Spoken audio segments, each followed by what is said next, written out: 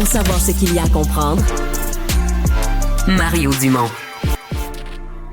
Les ajustements multiples que le président Trump fait et refait, sa politique de tarifs. Hier, il était rendu dans l'automobile. Des choses de remarquer que les grands constructeurs d'automobiles lui demandaient depuis le début pour pas taxer, pour pas imposer les tarifs 2, 3, 4, 5, 6, 7 fois sur les mêmes pièces. Là. Charles Bernard, économiste principal pour la Corporation des associations de détaillants automobiles, est avec nous. Bonjour. Bonjour, M. Dumont. Est-ce que les mesures, le décret signé hier par M. Trump a une influence sur le Canada? Je dirais que oui.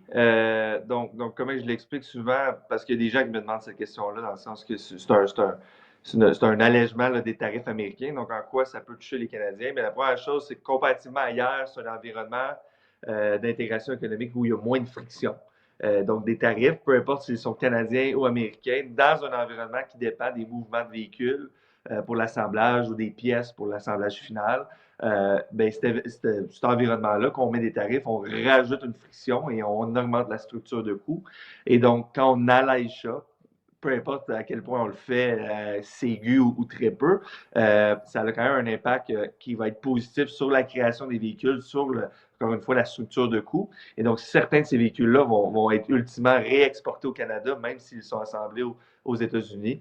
Et donc, le consommateur pourrait avoir un véhicule qui est un peu moins dispendieux et donc, c'est un allègement qui est apprécié. Donc, en gros, quand on nous disait il y a quelques semaines, on va faire monter le prix des véhicules de 4, 5, 6, 7 000 $, c'est ce chiffre-là qui pourrait être moins gros. Exactement. Si vous vous rappelez, M. Dumont, il y a 2 mois, là, on parlait de 6 semaines, on parlait de 7 à 15 000 au Canada, avec l'approche de M. Carney qui était beaucoup plus mesurée, beaucoup plus calculée, qui a rapidement enlevé les pièces là, automobiles de ce calcul-là. Bien, cette mesure-là, de l'impact sur les coûts est quand même, il y a encore un impact à la hausse sur les coûts, mais elle était moins importante. Du côté américain, ce calcul-là, par exemple, a moins changé, était beaucoup plus stable et les consommateurs l'avaient quand même été inquiets par rapport à ça.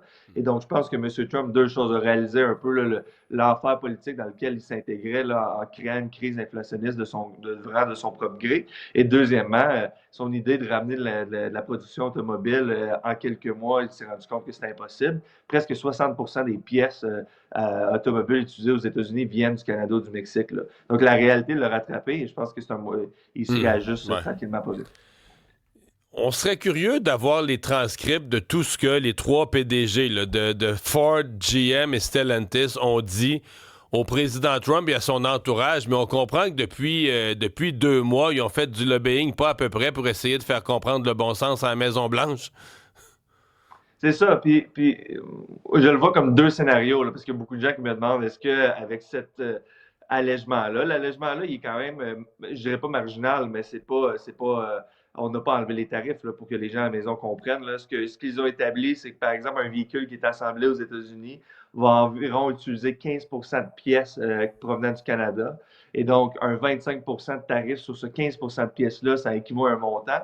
Et donc, le montant qu'ils vont donner en rabais aux manufacturiers qui assemblent aux États-Unis, c'est ce montant-là. Donc, les gens me demandaient, est-ce que ça va faire que rapidement, les manufacturiers, disons les 3 grands américains, vont tout de suite faire des ententes pour ramener de la production aux États-Unis? Moi, je pense que c'est plus nuancé que ça. Et je pense pas vraiment qu'à court terme, ça va faire changer leur décision. Je pense plutôt que M. Trump va garder l'allure qu'il est en train de recréer l'âge d'or manufacturier aux États-Unis, mais essentiellement, les grandes compagnies sont allées le voir et ils lui ont indiqué l'impact que ça allait avoir sur les acheteurs américains. Et donc, il fallait réajuster ça parce que, encore là, peut-être que demain, je vais avoir tort, ils vont avoir une annonce officielle d'une des marques disant qu'ils vont investir. Mais si ces annonces-là n'ont pas lieu, le statu quo, on n'est pas encore au statu quo de pré la crise, mais on se rapproche d'un langage qui est plus proche de ce qu'on avait là, avec un environnement intégré. Donc ça, c'est positif. Ouais. Reste que dans la négociation à venir, là, supposément qu'à court terme, M. Carney, M. Trump doivent se rencontrer. Dans cette négociation-là, la négociation n'aura pas lieu à la première rencontre, mais on va probablement fixer un peu les termes ou les délais à l'intérieur desquels on veut s'entendre. L'automobile va devoir faire partie de la négociation. Pour vous, c'est une évidence? 100%. Et je pense que ça va être non seulement le nerf de la guerre, mais je pense qu'on a une bonne position. C'est pas comme encore là, je sais qu'on a parlé beaucoup de la gestion de l'offre pendant les élections avec le rôle du bloc. La position pour la gestion de l'offre, qu'on y croit ou qu'on y croit pas, elle est difficile d'un point de vue, d'un point de vue de la négociation.